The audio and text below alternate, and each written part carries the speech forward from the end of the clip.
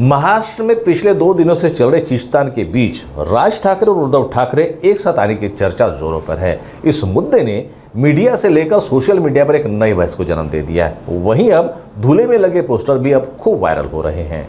महाराष्ट्र की राजनीति में जहां पिछले 2 दिनों से इस बात पर चर्चा चल रही कि क्या मनसे के अध्यक्ष राज ठाकरे और शिवसेना पार्टी अध्यक्ष उद्धव बालासाहेब ठाकरे एक साथ आएंगे, वहीं अब धूले में स्थानीय मनसे कार्यकर्ता भी मांग कर रहे कि ये दोनों नेता एक साथ नजर आए। इस पृष्ठभूमि में आज धूले के संतोषी माता चौक पर महाराष्ट्र नवनिर्माण सेना के कार्यकर्ताओं द्वारा बैनर भी लगाए गए। राज साहब उद्धव साहब को एक साथ आना चाहिए, ऐसे बैनर अब धूले में भी चर्चा का विषय बन गए हैं। धूले शहर के संतोषी माता चौक क्षेत्र में लगाया गया यह बैनर नागरिकों का ध्यान आकर्षित कर रहा है। मनसे कार्यकर्ताओं ने मांग की है कि बीच विवाद की दीवार गिराकर महाराष्ट्र और मराठियों के हित के लिए दोनों नेता एक साथ आने चाहिए। नमस्कार, जय महाराष्ट्र। मी शामक दिन्यार दादाबाई, महाराष्ट्र सैनिक आणि मनसेचा मराठी भाषेचा एक महाराष्ट्राचा गुंड म्हटलं तरीही चालेल।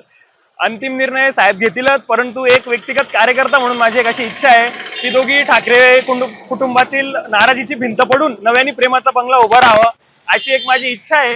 आणि आपण जसंच बघितलं की सध्या तरी आपल्याला कधी वाटतही नव्हतं स्वप्नातही की आपलं भारतीय जनता पार्टी आणि अजितदादा पवार गटाचे अजितदादा हे दोघी मांडीला मांडी लावून बसतील आणि सत्तेत एकत्र येतील।